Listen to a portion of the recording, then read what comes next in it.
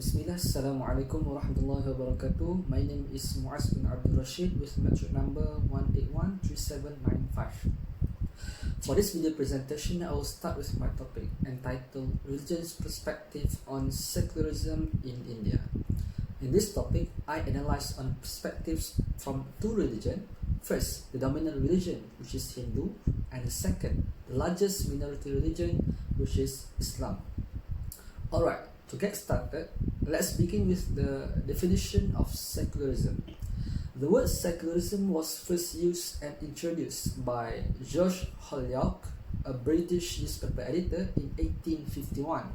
The word secularism was used to promote his idea on the separation of social order from religion. Barry Cosmin, founder of Institute for the Study of Secularism in Society and Culture, ISSSC, breaks the modern secularism into two parts, which are hard secularism and soft secularism. Hard secularism rejected the religion totally. They believe religion is illegitimate and unscientific because it cannot be proved through reason and science. For example, Charles Darwin, founder of Darwin's theory of evolution. On the other hand, we have soft secularism, which refers to the belief that support the separation of state from religion influence, but still maintain religion in private sphere. Most of them are tolerant in diversity of view, but they don't prefer religious interference in state matters. Next, secularism come up with few elements. First, principle of separation of religion from state. Second, freedom of religion and belief. And third, social equality, where all citizens, regardless their ranking or hierarchy, are equal before the laws. Move on to the next part, which is historical background of secularism as a whole and specifically in India. In general, it started during the medieval era, where the element of feudalism are very strong at the time. The monarchy and the church hold enormous power over its subject. The people are pressured and discriminated by the authorities, and this is the time the element of secularism started to manifest. Their struggle have triggered many eras, like we have Renaissance, Reformation, Enlightenment, and it reached its peak after the era of Revolution, where the monarch and the church lost its power and control over the people. In India, the spirit of secularism was brought by the the British, during their rule. After India achieved its independence in 1947, the effort to secularize India was continued by their founding fathers, which is Mahatma Gandhi and Jawaharlal Nehru, the first Prime Minister of India. India officially became a secular nation in 1976 after the Constitution Amendment made by the ruling party INC, Indian National Congress, to redefine India as a sovereign, socialist, secular, and a democratic state. However, India has been criticized by Western nations as being a pseudo-secular state, because India still retains some religious elements in state affairs, like for example, the laws on the matter of marriage and inheritance are still judged by their own religion, like Sharia law for Muslims. The Supreme Court of India then refuted the criticism and said that this objective of secularism in India is to create equal status and harmony among the religion in India. Nevertheless, in this reason here, the notion of secularism in India is being tarnished bit by bit after the rising of Hindu nationalist party in Indian national politics. Next, we move on to the next content of this presentation, which are Islam and Hindu's perspective in the context of India on secularism. According to the Islamic perspective, in general, Muslims believe that Islam is the way of life.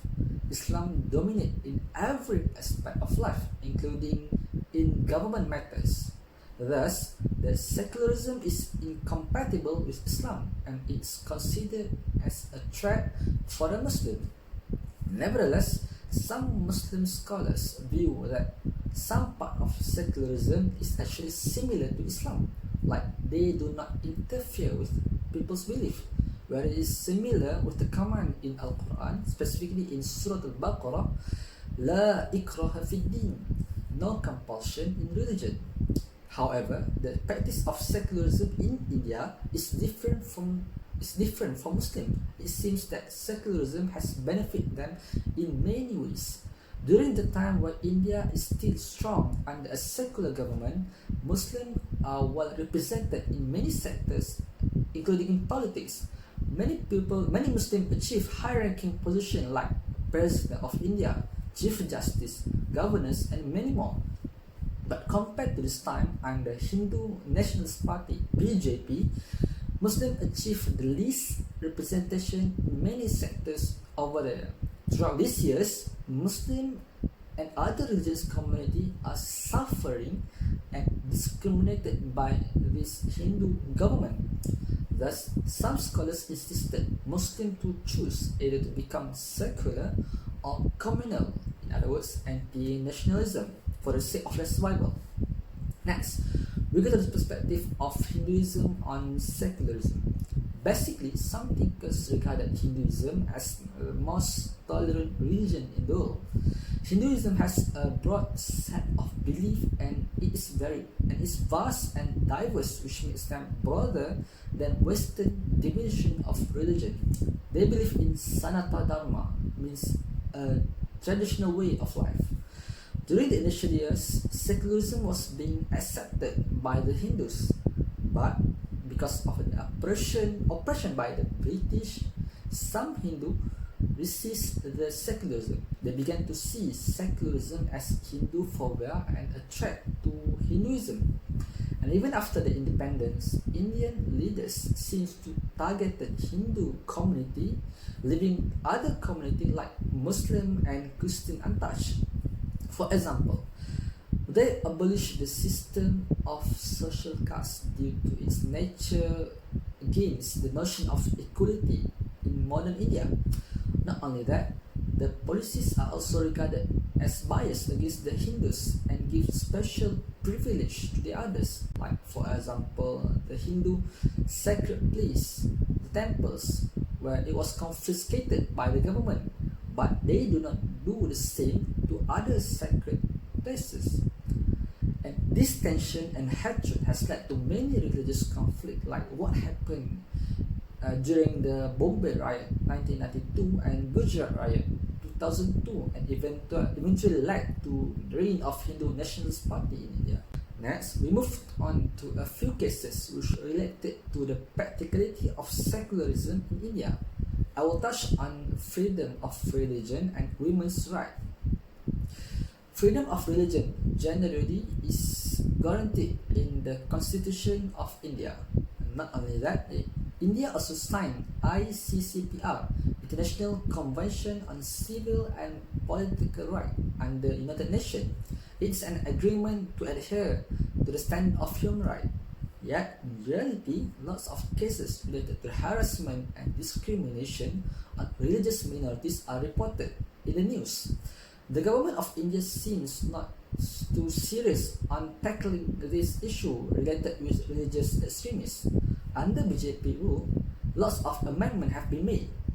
For example, the introduction of anti-conversion laws and anti-cow slaughtering laws, which have been viewed as the license or justification to continue the discrimination and violence on non-Hindus, especially to the Muslim community. Hence, international organizations criticized and viewed these laws as a violation to ICCPR, which India has signed in. And then we have women's rights in India. On surface, India is one of the earliest countries to recognize the women's rights since 1920, including they have the high participation of women in many sectors, including politics. For example, we have Indira Gandhi as the Prime Minister, where she held the post for quite a long time. However, deep into the society, their society still view women as the lowest class citizen at par with the animals. This can be justified with the rise of many cases like rape, sexual harassment, domestic violence, acid throwing, and many other cases. For the record, these issues are rising since the reign of Hindu Nationalist Party (BJP) in India. Therefore, as a conclusion, I believe that secularism is one of the important ways to stabilize and provide racial harmony and peace in India. Although it differs with some part in Islam, the Muslim should utilize it well for the sake of survival and to prevent them from harm. They need to unite and strengthen their communities in terms of education, economics, politics, and others. As for the government, we hope that they are serious in becoming the government for all citizens, including the Muslim. I personally think that all citizens in India should adhere to the initial principle of India, which is secular and democratic country. I think that's all from me. Thank you very much for watching. Assalamualaikum warahmatullahi.